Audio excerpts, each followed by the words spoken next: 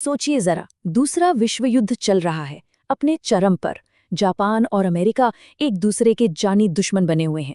और ठीक इसी माहौल में एक जापानी डॉक्टर के घर के ठीक बाहर समंदर की लहरें एक अमेरिकी सैनिक को लाकर पटक देती हैं। एक दुश्मन जो अब मौत के दरवाजे पर खड़ा है। तो सवाल ये है कि वो डॉक्टर अपनी शपथ निभाएगा या फिर देशभक्ति का फर्ज। चलिए इस दिल को झकझोर देने वाली दुविधा में उतरते हैं। ये कहानी है डॉक्टर सदाओ होकी की। उनका घर जापान के समंदर किनारे पर है, वही किनारा जहां कभी उनका बचपन बीता था, जहां वो खेला करते थे। लेकिन आज ये शांत सा दिखने वाला तट दुनिया के सबसे बड़े युद्ध का एक कोना बन चुका है। कहानी का सबसे बड़ा और सबसे मुश्किल सवाल यही है, अगर कोई दुश्मन जिंदा रहने के लिए आपकी मदद पर निर्भर हो तो क्या जीतना चाहिए, देशभक्ति या इंसानियत? ये एक ऐसी नैतिक उलझन है जिसका सामना डॉक्टर सदाओ को करना पड़ा, और ये किसी को भी हिलाकर रख सकती है। तो चलिए डॉक्टर सदाओ की इस मुश्किल यात्रा को इन हिस्सों में समझते हैं। कैसे एक देशभक्त का दिल एक रक्षक में बदल गया, ये पूरी कहानी हम इन्हीं पड़ावों के जरिए जानेंगे। तो शुरू करते हैं कहानी के पहले हिस्से से। आखिर कौन थे डॉक्टर सदाओ, और ऐसी कौन सी दो दुनियाएं थीं जो उनके अंदर एक साथ पल रही थीं? आइए जानते हैं। डॉक्टर सदाओ के पिता एक ऐसे देशभक्त थे जिनके लिए जापान ही सब कुछ था। उन्होंने सदाओ को भी यही सिखाया कि देश से बढ़कर कुछ नहीं। लेकिन हैरानी की बात तो देखिए, उसी पिता ने अपने बेटे को सबसे अच्छी मेडिकल ट्रेनिंग के लिए दुश्मन देश यानी अमेरिका भेजा। सदाओ वहां से एक बहुत बड़े सर्जन बनकर लौटे, लेकिन उन्हें जंग के मैदान में नहीं भेजा गया। क्यों? क्योंकि एक बूढ़े जनरल की जिंदगी उन्हीं के हाथों में थी। और बस यहीं से डॉक्टर सदाओ के अंदर एक जंग छिड़ जाती है। एक तरफ थी पिता की दी हुई देशभक्ति, जो कहती थी कि हर अमेरिकी दुश्मन है और उसकी मदद करना देश के साथ गद्दारी है। और दूसरी तरफ थी उनकी डॉक्टरी की शपथ, जो सिखाती थी कि एक डॉक्टर के लिए हर जान कीमती है, फिर चाहे वो दोस्त की हो या दुश्मन की। अब हम कहानी के उस मोड़ पर आ गए हैं जहां सदाओ की ये दिमागी कश्मकश एक जानलेवा हकीकत बनकर उनके सामने आ खड़ी होती है। एक धुंध भरी शाम थी। सदाओ और उनकी पत्नी हाना अपने घर के बाहर खड़े थे कि तभी समंदर से एक परछाई सी लड़खड़ाते हुए बाहर निकली। जब वो पास गए तो उनके होश उड़ गए। वो एक अमेरिकी सैनिक था, बुरी तरह से घायल, खून से लथपथ।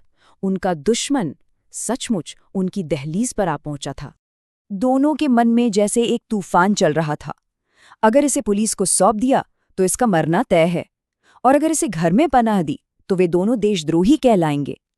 इसी कश्मकश के बीच हाना ने एक फैसला सुनाया, एक ऐसा फैसला जिसने उनकी पूरी जिंदगी को हमेशा के लिए बदल के रख दिया। तो अब कहानी उस मोड़ पर है जहां एक देशभक्त और एक डॉक्टर के बीच की जंग अपने अंजाम तक पहुंचती है। देखते हैं इस जंग में कौन जीतता है। ये शब्द सदाओ के अमेरिकी प्रोफेसर के थे, जो उस वक्त उनके कानों में गूंज रहे थे। उनकी ट्रेनिंग ने उन्हें यही सिखाया था कि एक डॉक्टर का सबसे पहला और सबसे बड़ा धर्म है जान बचाना, और अपने हुनर का इस्तेमाल ना करना किसी की हत्या करने के बराबर है। और जानते हैं, जैसे ही सदाओ के हाथ में सर्जरी का चाकू आया, वो सब कुछ भूल गए। देश, दुश्मनी, युद्ध, सब कुछ। उनके सामने अब बस एक मरीज था, एक इंसान जिसे बचाने की जरूरत थी। और उनके मुंह से निकला, मेरे दोस्त, ठीक वैसे ही जैसे वो अपने हर मरीज से कहते थे। सदाओ पूरी तरह से अपने काम में डूब गए। उन्हें अपने इस हुनर पर, जान बचाने की इस कला पर एक अजीब सा सुकून मिल रहा था। बहुत ही सफाई से उन्होंने गोली बाहर निकाली। उस 1 घंटे के लिए दुनिया की सारी नफरतें, सारी सरहदें मिट चुकी थीं। वहां बस एक मरीज था और एक डॉक्टर। लेकिन इंसानियत दिखाने की ये कीमत बहुत बड़ी थी। सदाओ के इस एक फैसले ने उन्हें और उनकी पत्नी को अपने ही घर में अपनों के बीच अजनबी बना दिया था। घर के नौकरों के लिए ये मामला बिल्कुल सीधा था। ये आदमी दुश्मन है और दुश्मन की मदद करना देश से गद्दारी है। बच्चों की दाई ने उसे हाथ लगाने से मना कर दिया, और माली का तो साफ कहना था कि मालिक को उसे वहीं मरने देना चाहिए था। उनकी आंखों में अब इज्जत की जगह शक था, और हाना के दिल में बस एक सवाल, आखिर हम क्यों दूसरे जापानियों की तरह नफरत नहीं कर पा रहे हैं? और देखते ही देखते दिन बीतते गए और घर का माहौल बिगड़ता गया। 7वें दिन तक घर के सारे नौकर उन्हें छोड़कर जा चुके थे। अब सदाओ और हाना उस दुश्मन के साथ बिल्कुल अकेले रह गए थे। जब कोई रास्ता नहीं दिखा तो सदाओ ने एक बहुत खतरनाक कदम उठाया। उन्होंने फैसला किया कि वो जनरल को सब कुछ सच-सच बता देंगे। और यही कहानी में एंट्री होती है जनरल की। और जनरल का जो सल्यूशन था वो भी उन्हीं की तरह था, स्वार्थी, अजीब और बेहद अप्रत्याशित। जनरल ने पूरी कहानी तो सुनी, लेकिन उसे ना सदाओ की फिक्र थी न देश की। उसे बस अपनी जान की फिक्र थी। उसे अपने ऑपरेशन के लिए सदाओ की सख्त जरूरत थी, इसलिए उसने कहा, चिंता मत करो। उसने वादा किया कि वो अपने खास हथियारों को भेजेगा जो उस अमेरिकी को चुपचाप मारकर लाश ठिकाने लगा देंगे और किसी को पता भी नहीं चलेगा। एक रात गुजरी, 2 रातें, फिर 3। सदाओ जागते रहे। हर छोटी सी आहट पर उनका दिल धड़क उठता था। उन्हें लगता हत्यारे आ गए, लेकिन कोई नहीं आया। असल में जनरल अपनी ही दुनिया में इतना खोया हुआ था कि उसे अपना वादा याद ही नहीं रहा, वो बस भूल गया था। अब सदाओ समझ गए थे कि जो भी करना है उन्हें अकेले ही करना होगा। अब सदाओ ने खुद ही कमान संभाली।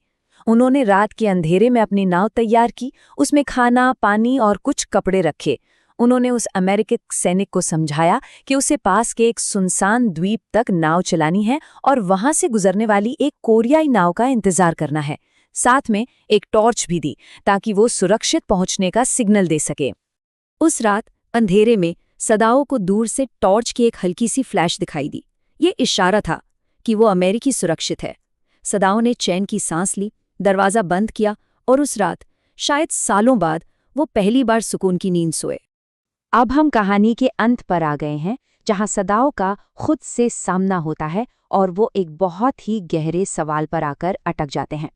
कुछ दिनों बाद जनरल ने बड़े आराम से मान लिया कि अरे, वो तो हथियारों को भेजना ही भूल गया था। सदाओ समझ गए कि अब वो सुरक्षित हैं। नौकर भी घर वापस आ गए और जिंदगी ऊपर से तो बिल्कुल नॉर्मल हो गई। लेकिन सदाओ के अंदर का तूफान अभी शांत नहीं हुआ था। और कहानी हमें इसी सवाल के साथ छोड़ जाती है। सदाओ समंदर की लहरों को देखते हुए सोचते हैं, कितनी अजीब बात है, मैं उसे क्यों नहीं मार सका। ये एक ऐसा सवाल है जिसका कोई सीधा जवाब नहीं है। ये बस हमें ये बताता है कि युद्ध और नफरत के शोर में भी इंसानियत की आवाज़ सबसे बुलंद होती है, और शायद यही इस कहानी की सबसे बड़ी जीत है।